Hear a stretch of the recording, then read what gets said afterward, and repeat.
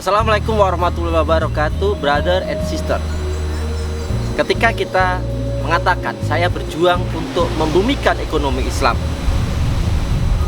muncul pertanyaan bagi kita, apakah sistem ekonomi Islam itu sudah ada yang di dunia ini menerapkan?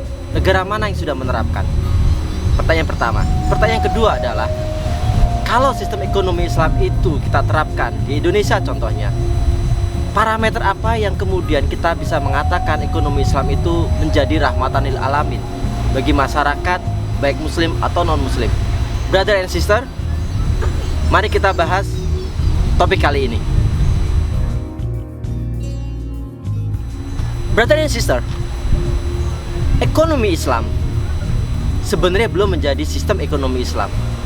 Bahkan tidak ada negara satupun di dunia ini yang secara eksplisit menerapkan sebuah sistem ekonomi, baik kapitalis ataupun sosialis, apalagi sistem ekonomi Islam.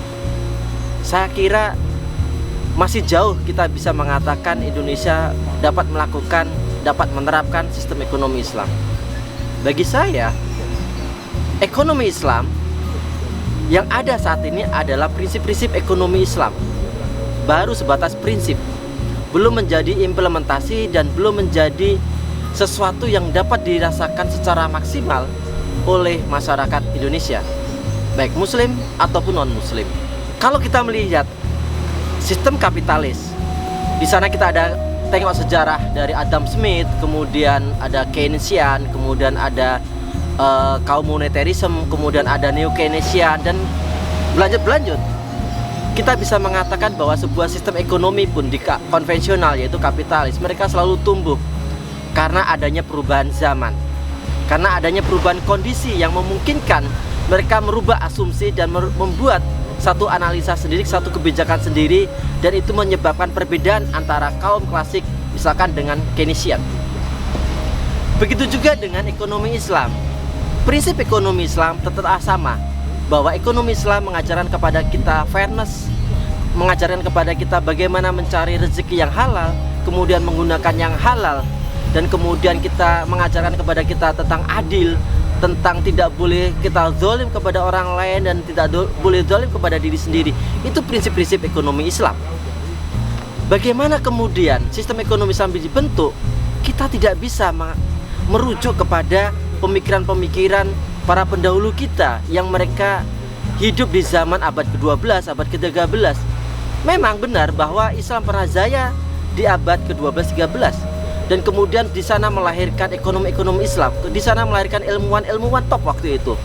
Dan saat ini kita seringkali bernostalgia bahwa sistem ekonomi Islam kita merujuk kepada ulama-ulama di abad ke-12, 13 yang belum tentu kondisi lingkungan, kondisi negara, kondisi perekonomian, struktur masyarakat belum tentu sama dengan abad 12-13. Sehingga prinsip ekonomi Islam tetap dipegang. Yang paling penting bagi kita saat ini, ketika zaman berubah, para aktivis ekonomi Islam ini harus mampu membuat istihad sebaik mungkin dengan kondisi zaman yang terus berubah. Brother and sister, coba cermatin bagaimana fatwa-fatwa kita lahir. Semua fatwa, hampir semua fatwa yang ada di dunia ini perihal ekonomi Islam, fatwa-fatwa yang dikeluarkan oleh ulama-ulama Islam, seringkali adalah fatwa itu bersifat sebagai reaksioner saja, reaksi atas kondisi zaman yang berubah. Pertanyaannya adalah, apakah umat Islam ikut menentukan perubahan zaman itu sebagai pelaku?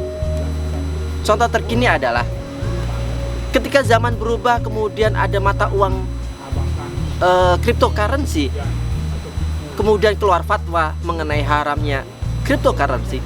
Itu oke, saya hormat dan hargai fatwa tersebut.